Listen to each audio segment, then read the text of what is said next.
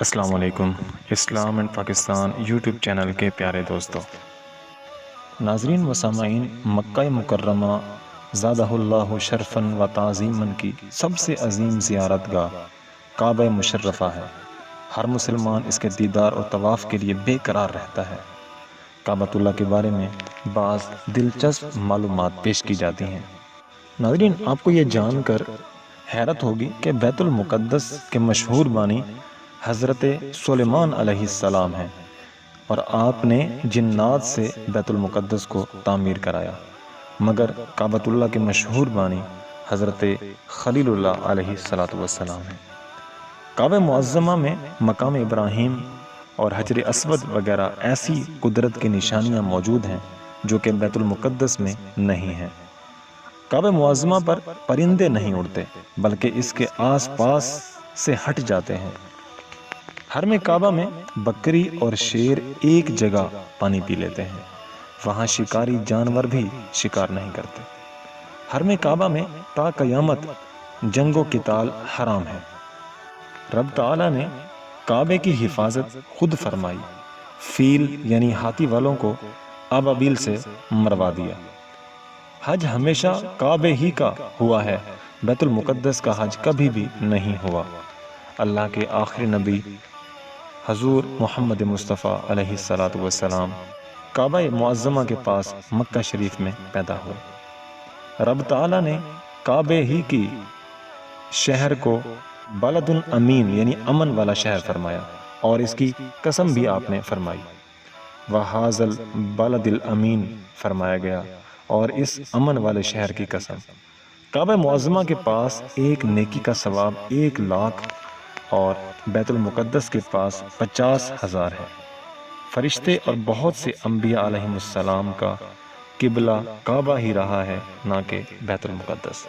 ناظرین، ایک حیرت انگیز چیز آپ کے ساتھ شیئر کرتا ہوں۔ بیمار پرندے، جو پرندہ بیمار ہو جاتے ہیں، وہ اپنا علاج یہی کرتے ہیں کہ ہوائے کعبہ میں ہو کر گزر جائیں تو انہیں شفا مل جاتی ہے، اور وہ اللہ کے حضور شفا پاتے ہیں۔ ناظرین، پیارے حبیب علیہ السلام نے ارشاد فرمایا کہ کعبے کی ایک زبان اور 2 ہونٹ ہیں۔ جی ہاں، کیا مطلب ہے اس بات کا؟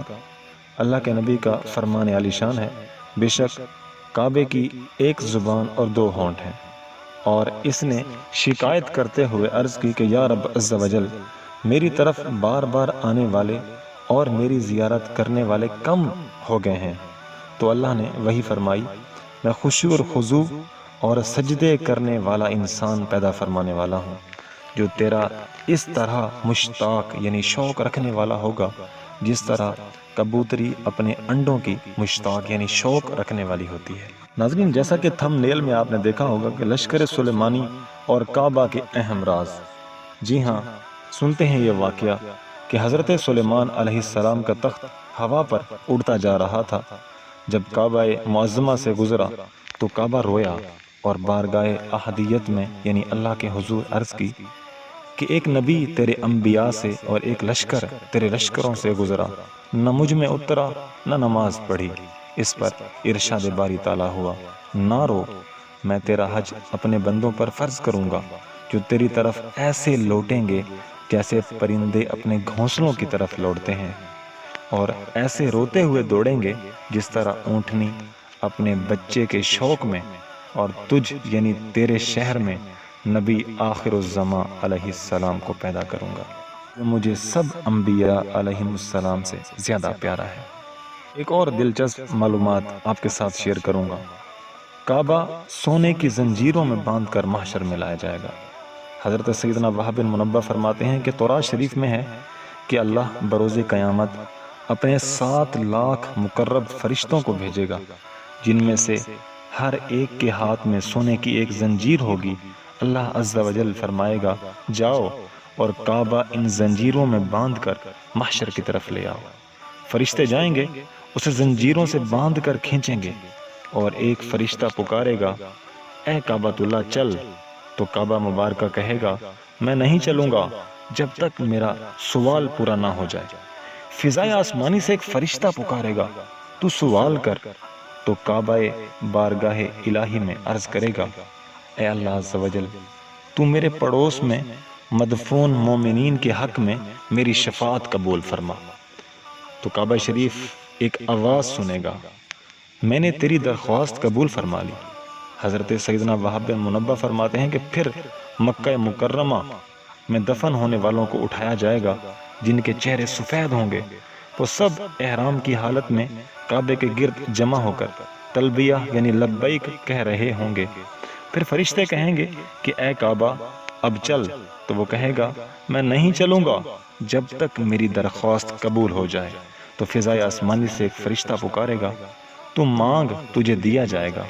تو کعبہ شریف کہے گا اے اللہ تیرے گناہ گار بندے جو اکٹھے ہو کر دور دور سے غبار آلود میرے پاس آئے، انہوں نے اپنے اہل و عیال اور احباب کو چھوڑا، انہوں نے فرمانبرداری اور زیارت کے شوق میں نکل کر تیرے حکم کے مطابق مناسک حج ادا کیے، تو میں تجھ سے سوال کرتا ہوں کہ ان کے حق میں میری شفاعت قبول فرما، ان کو قیامت کی گھبراہٹ سے امن عنایت فرما اور انہیں میرے گرد جمع کر دے۔ تو ایک فرشتہ ندا دے گا اے کعبہ ان میں ایسے لوگ بھی ہوں گے جنہوں نے تیرے طواف کے بعد گناہ کا ارتکاب کیا ہوگا اور ان پر اصرار کر کے اپنے اوپر جہنم کو واجب کر لیا ہوگا۔ تو کعبہ عرض کرے گا اے اللہ عز و جل ان گناہ گاروں کے حق میں میری شفاعت قبول فرما جن پر جہنم بھی واجب ہو چکا ہے۔ تو اللہ عز و جل کی رحمت جوش میں آئے گی، اللہ پاک ارشاد فرمائے گا میں نے ان کے حق میں تیری شفاعت قبول فرمائی۔ تو وہی فرشتہ ندا کرے گا جس نے کعبے کی زیارت کی تھی وہ دیگر لوگوں سے الگ ہو جائے۔ اللہ عز و جل ان سب کو کعبے کے گرد جمع کر دے گا جن کے چہرے سفید ہوں گے اور وہ جہنم سے بے خوف ہو کر طواف کرتے ہوئے تلبیہ کہیں گے۔ پھر فرشتہ پکارے گا اے کعبۃ اللہ چل اب تو چل، تو کعبہ شریف اس طرح تلبیہ کہے گا لبیک اللہم لبیک والخیر کلہ بیدیک لبیک لا شریک لک لبیک ان الحمد والنعمت لک والملک لا شریک لک۔ پھر فرشتے اس کو کھینچ کر میدان محشر تک لے جائیں گے۔ ناظرین و سامعین، بروز قیامت کعبہ مشرفہ دلہن کی طرح اٹھایا جائے گا۔ منقول ہے کہ اللہ عز و جل نے بیت اللہ سے وعدہ فرمایا ہے کہ ہر سال 6 لاکھ افراد اس کا حج کریں گے، اگر کم ہوئے تو اللہ تعالیٰ فرشتوں کے ذریعے ان کی کمی کو پورا فرما دے گا، اور بروز قیامت کعبہ مشرفہ پہلی رات کی دلہن کی طرح اٹھایا جائے گا۔ تو جن لوگوں نے اس کا حج کیا وہ اس کے پردوں کے ساتھ لٹکے ہوں گے اور اس کے گرد طواف کر رہے ہوں گے یہاں تک کہ یہ یعنی کعبہ شریف جنت میں داخل ہو جائے گا، تو وہ بھی اس کے ساتھ جنت میں داخل ہو جائیں گے۔ ناظرین، مقام ابراہیم کیا ہے؟ مقام ابراہیم کا قرآن کریم میں ذکر کیا گیا ہے، سورہ بقرہ کے اندر ہے وَاتَّخِذُوا مِن مَّقَامِ إِبْرَاهِيمَ مُصَلًّى، اور ابراہیم کے کھڑے ہونے کی جگہ کو نماز کا مقام بناؤ۔ مقام ابراہیم جنتی پتھر ہے۔ حضرت سیدنا ابراہیم خلیل اللہ علی نبینا علیہ الصلوۃ والسلام اس پر 3 مرتبہ کھڑے ہوئے۔ اس مبارک پتھر پر کھڑے ہوئے اور آپ کی بہو زوجہ سیدنا اسماعیل نے آپ کا سر انور دھلایا۔ تعمیر کعبہ کے وقت جب دیواریں اونچی ہوئیں، سیدنا ابراہیم خلیل اللہ نے سیدنا اسماعیل سے فرمایا کوئی پتھر لاؤ تاکہ اس پر کھڑے ہو کر دیوار بنائیں۔ سیدنا اسماعیل پتھر کی تلاش میں جبل ابی قبیس پر تشریف لے گئے۔ راہ میں حضرت سیدنا جبریل امین نے ان کو ملے اور کہا کہ آئیے میں آپ کو ایک پتھر بتاؤں جو آدم علیہ السلام کے ساتھ دنیا میں آیا اور اسے ادریس نے طوفان نوحی کے خوف سے اس پہاڑ میں دفن کر دیا ہے۔ اس جگہ چھوٹے بڑے 2 پتھر مدفون ہیں، چھوٹے کو تو کعبہ کی دیوار میں دروازے کے قریب لگا دو تاکہ ہر طواف کرنے والا اس کو چوما کرے، یعنی حجر اسود، اور بڑے پر ابراہیم علیہ السلام کھڑے ہو کر عمارت بنائے۔ چنانچہ آپ علی نبینا علیہ الصلوۃ والسلام دونوں پتھر لے آئے اور یہ پیغام الہی بھی پہنچایا۔ ابراہیم علی نبینا علیہ الصلوۃ والسلام نے حکم الہی کے مطابق سنگ اسود کو تو ایک گوشے میں لگا دیا اور بڑے پر کھڑے ہو کر تعمیر کا کام شروع کر دیا۔